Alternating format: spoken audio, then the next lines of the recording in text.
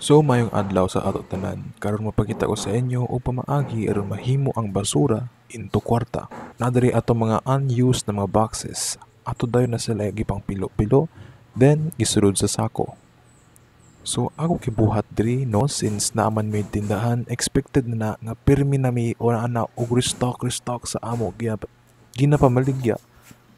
ginapamaligya sa amo mini amazing store. Kompleto tanan men, na may diaper, lighter, soju, red horse, kondo. So diri ato sa na siya isulod ang karton nga dako sa atong sako. So magsugod na ta og timbang para ma-check na nako kadyot. Mo ni ang atong timbangan na gamiton, pero syempre pang checking na ni siya. Kay usahay dili kayo ko gatuo sa mga timbanganan dito sa mga junk shop, kay ila gina-adjust kunuhay dako og daghan na kaayo ta og mga naipon na mga lata ba or karton, pero gamay ra kaayo kita, kay gamay man jud poy ginigawas nga numero matud pa sa ilang timbanganan nga magic, kay ana man na siya men. Sorry guys, nagbiyahe na ta dito padulong sa junk shop. Medyo layo-layo sa amnesia, so unta mabawi na nato ang kwarta nagigasto sa panggas sa ato na halin gikan sa akong baligya ng mga karton. So naana ko diri guys nga magsugod na kog sales stock sa ako gipaligya nga karton. So diri paminaw mo unsaon og storya sa master. Te, mo palit mo karton te. Mo palit mo karton. Ha? Ah, sige.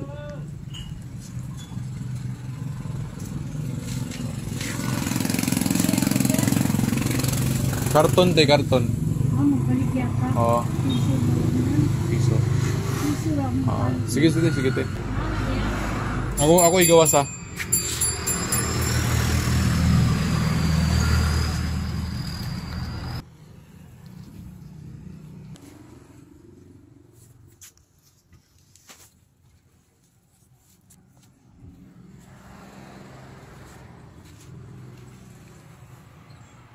So nagsugod na ayang asawa og timbang sa karton.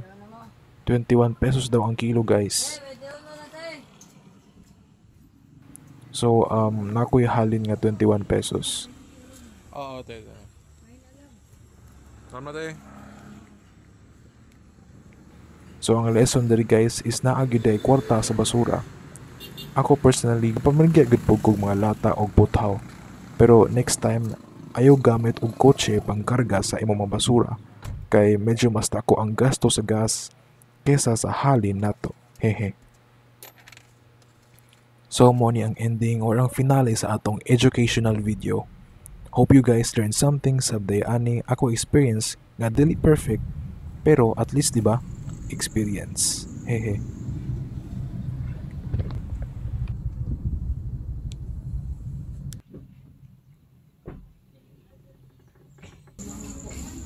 What if mauno ka? Uno ka na. Ito kung dapat ang